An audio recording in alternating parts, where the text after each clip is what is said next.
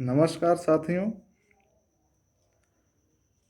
आज चाइना और ताइवान के मध्य विवाद को समझने की कोशिश करते हैं।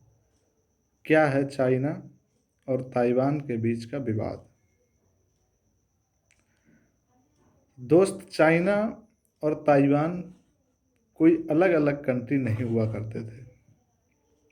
दोनों एक ही देश हुआ करते थे और वो सिचुएशन सेम वैसी ही है जैसी आज भारत और पाकिस्तान की है। बात 1895 की है। 1895 में जापान जो था बहुत ही पावरफुल कंट्री हुआ करता था। दुनिया में वर्चस्व इसका इतना ज़्यादा था कि यहाँ तक कि यूएसएसआर यानी कि रूस या सोवियत संघ, यूके, यूएसए की भी शक्तियाँ उसके आगे नहीं टिकती थी। 1895 में साइनो चाइना वार होता है और उस समय जापान के कब्जे में ताइवान जो चाइना का भाग है वो हो जाता है। भौगोलिक परिस्थिति में अगर देखा जाए, चाइना है और चाइना के बीच में साउथ चाइना सी यानी कि दक्षिणी चीन सागर है और फिर ताइवान है और उसके बगल में उधर जापान। तो स्थिति के अनुसार ये जायज़ सी बात है कि वो उसके कब्जे में चला गया। उस समय चाइना जो था बहुत ही एक कमज़ोर देश हुआ करता था।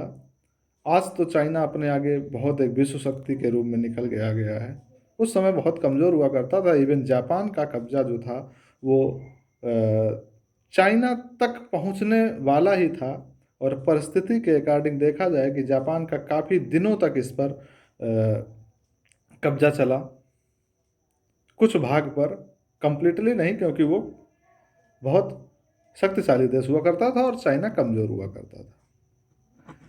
धीरे धीरे जापान की उभरती हुई शक्ति जब देश को चुभने लगी तो प्रथम विश्व युद्ध और उसके बाद द्वितीय विश्व युद्ध 1939 से जो 44 तक हुआ था, 1939 से 44 के बीच जो द्वितीय विश्व युद्ध हुआ था उसमें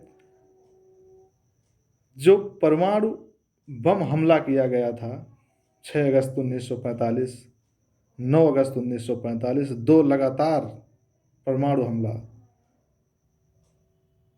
जो 6 अगस्त को हुआ था, उसका ऑपरेशन यानी कि जो बम का नाम लिटिल बॉय रखा गया था और 9 अगस्त 1945 को जो हुआ था वो फैट मैन नाम का रखा गया था। 1939-45 के बीच में जो ये हमला हुआ था, अमेरिका ने ये करवाया था। उस समय अमेरिका भी थोड़ी उभरती हुई शक्ति थी और जापान तो ऑलरेडी थी ही। ये जब चीज़ उससे चुभने लगी तो ये कारनामे किए गए। जापान पूरी तरीके से बर्बाद हो गया।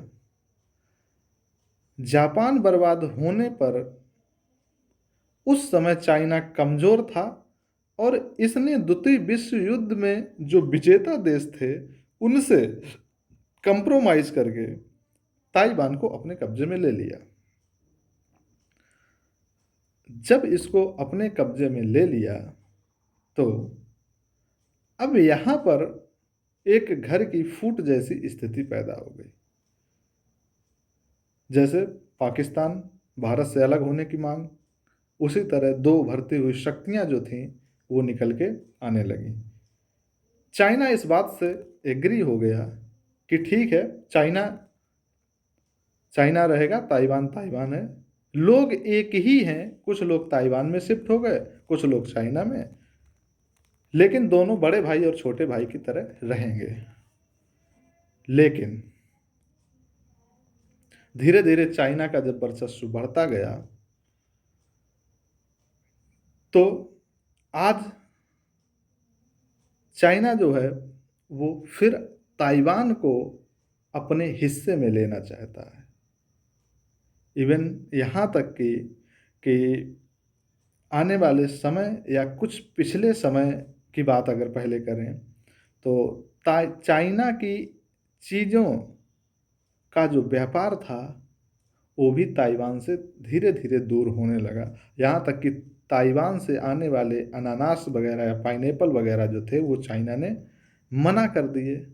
मना करने पर ताइवान को इस बात का फील आया कि मतलब ये तो मुझे अलग ही करना चाहते, यानी कि अलग देश ही मान लिया। जब अपने द्वारा ही इस तरह की हरकतें की गई तो ताइवान का सपोर्ट जब चाइना से ख़त्म होने लगा तो दुनिया की और भी शक्तियां ताइवान से हाथ मिलाने लगीं।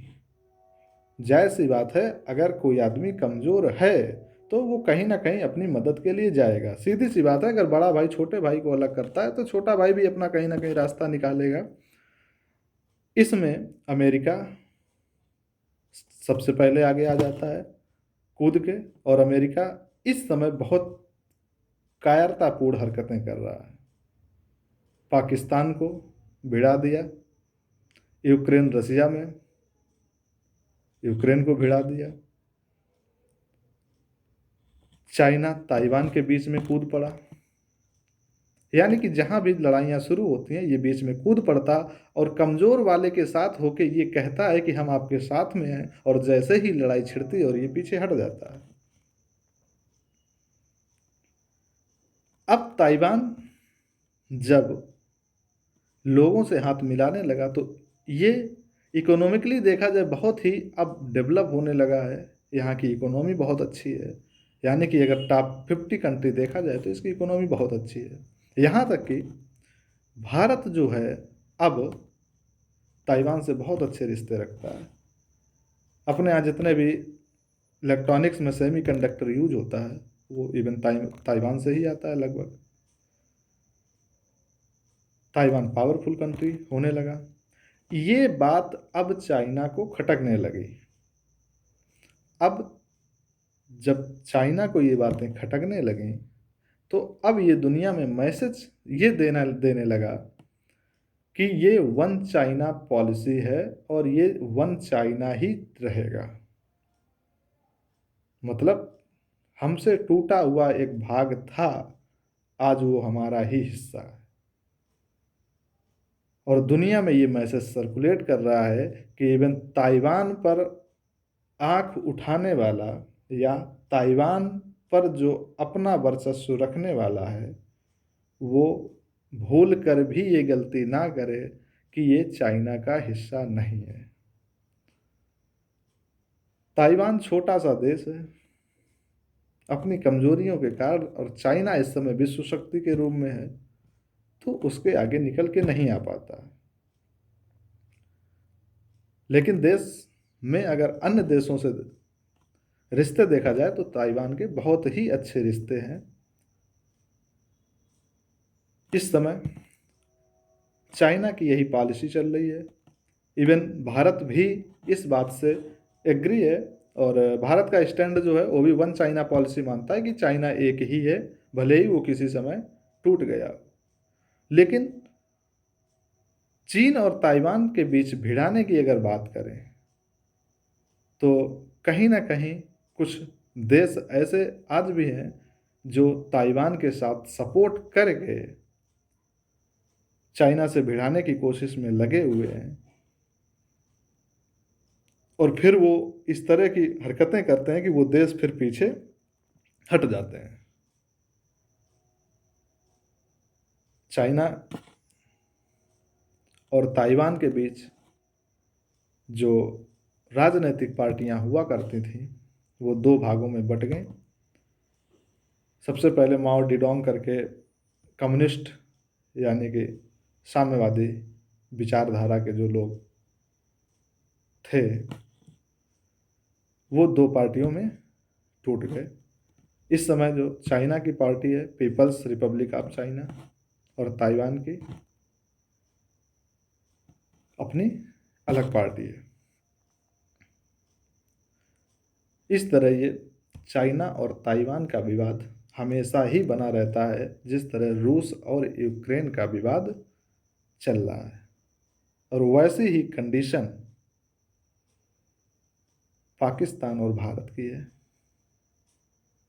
हो सकता है भविष्य में आने वाले समय में, जिस समय पाकिस्तान और भारत एक अखंड शक्ति जैसे कि पहले हुआ करती थी वैसे ही निकल के आ जाए। पाकिस्तान छोटा भाई है, रूठा हुआ है, हो सकता है आगे इसको मना लिया जाए। भविष्य की इस बात की उम्मीद करते हैं।